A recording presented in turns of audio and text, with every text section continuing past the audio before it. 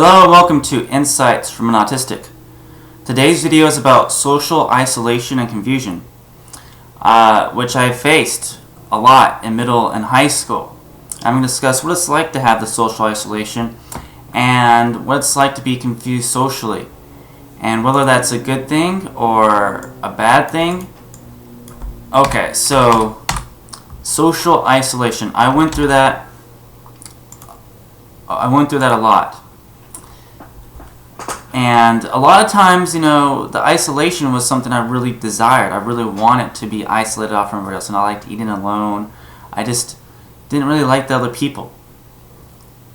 However, though, I would sometimes, and I would just be off on my own, and there'd be no people around me.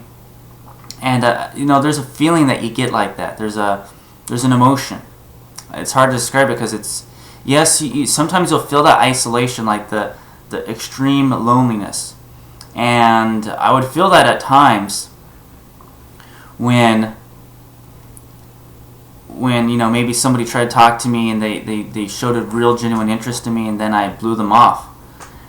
And then I'd feel very lonely afterwards.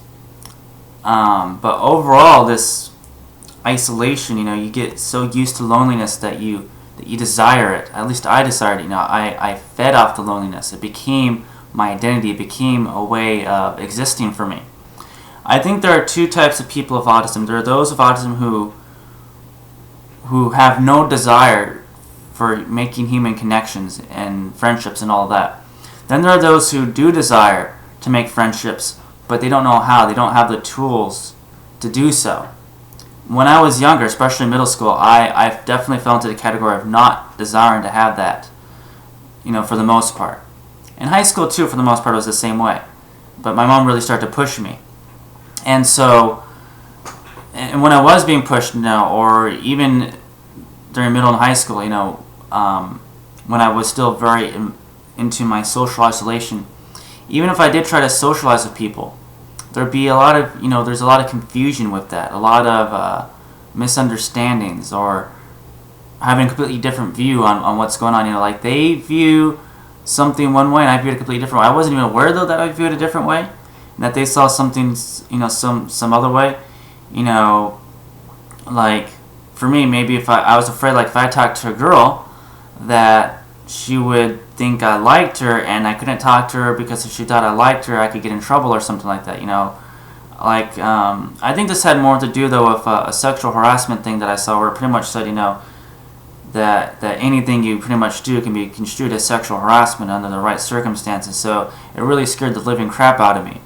That was a very bad. I understand now that for a lot of people it made sense, but because of my autism, I completely misunderstood the whole point, and that kind of really screwed up a lot of things when it comes to talking to people like that. I think a lot of my fears to talking to women, not really talking to women, but also like asking for the number or anything like that, asking them on a date, is the fact that I always think, and I really do, because I know, because I've had this recently happen, I'm like, oh my god, is she gonna like try to sue me for harassment or something? Like it always goes through my mind, like if I ask for a girl's number, I'm afraid she'll take me to court for harassment.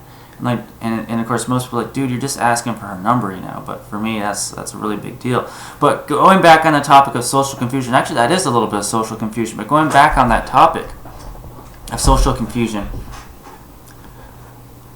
a lot of times I would have one viewpoint, and it'd only be maybe months, weeks, years later, I would see, because I would see from their point of view, I'd do something, I would understand what they were going through, and I'd be like, wow, I just thought so differently about a lot of things.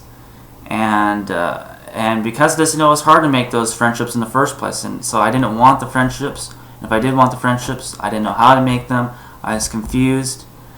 And yes, really, the social isolation, I loved it at times. At times, I loved that icky loneliness feeling. Like it was just, when you get so consumed by it for so long, for like months and years, it becomes, like I said, your identity.